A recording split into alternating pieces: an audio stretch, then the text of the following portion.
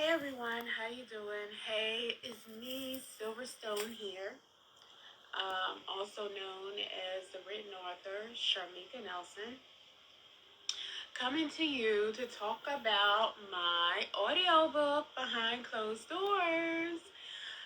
This is just a brief, quick interview that I'm doing, and also to answer just a few questions. I'm not going to keep you long or whatever. Me, I'm a very short person. I like to keep it short and sweet. I'm not trying to rush or anything, but I know people tend to get bored with a lot of talking, especially with stuff that don't sound interesting to them. But like I said, I have an audio book that's called titled Behind Closed Doors, where you also can see the link on Spotify. Also, too, Social Therapy Magazine, I would just like to give them a big thank you for discovering me, and thank you for giving me that opportunity, and thanks for helping me advertise and put me out there. Much love, and I appreciate it so much. Also, too, I just wanted to talk about Behind Closed Doors, how it came about. How I came about Behind Closed Doors is that I wanted to do something like a series. You know how stories on TV where they go from one scene to another. Well, I wanted to do an audio, and I like audios because you get to basically use your own imagination and try to picture and create your own characters of how the way they may look. This book is more of a risque urban novel. It's basically for people that's over the age of 18 that have an open mind, that is mature, that can handle it. Because the risque, it has some sexual scenes in it, sexual scenes parts in it. It's going to have mystery. It's going to have other stuff going on in it, and it's very unpredictable.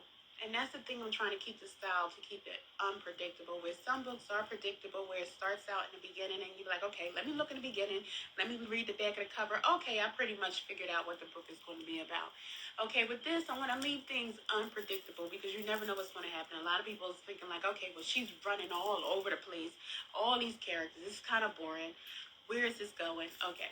That's the thing it is. At the end of the book, eventually, you will see how all the characters intertwine with each other.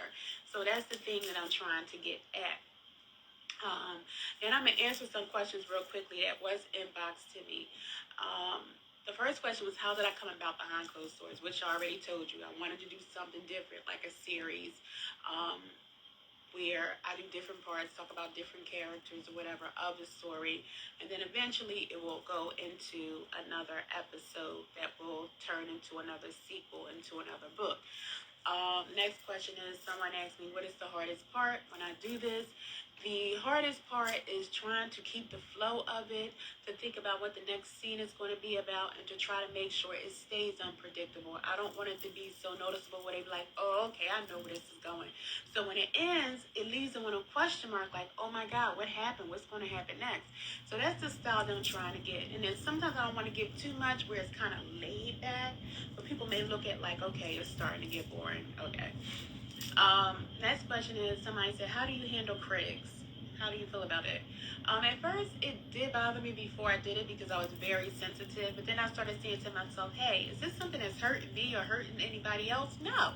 And this is something I want to do. And it's passionable to me. And it makes me happy. It makes me feel good. And it's something for me to do. And this is what I want to do. You're going to always have critics in life.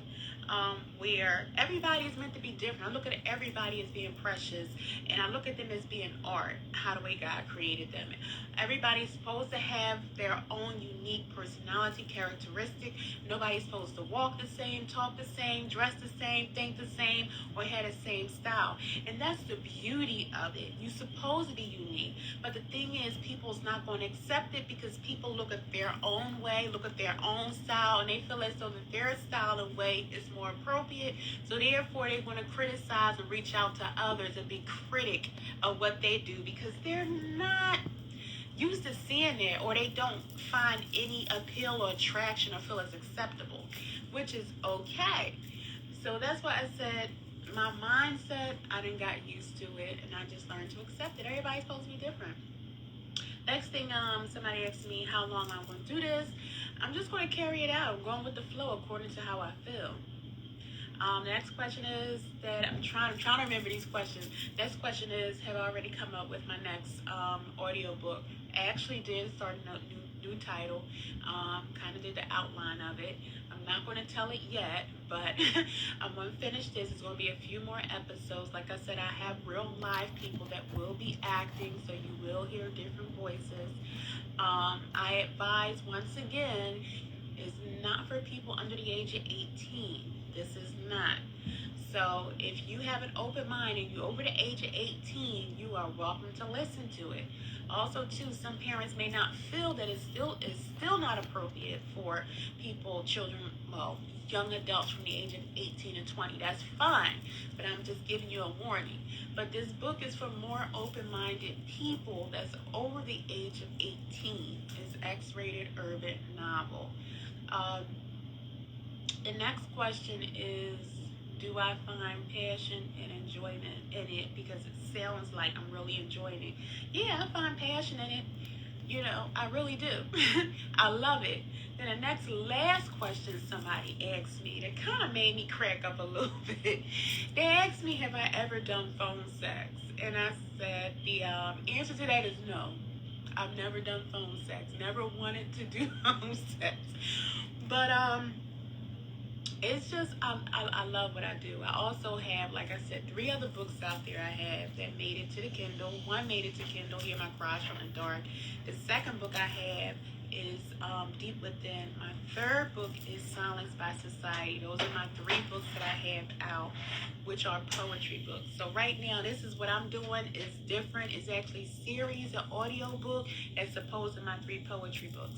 So that's basically it. Just want to do a short, brief combo about Behind Closed Doors. Please go and check it out. Also, too, like, once again, I want to give a big shout out and thank you to Social Therapy Magazine so much.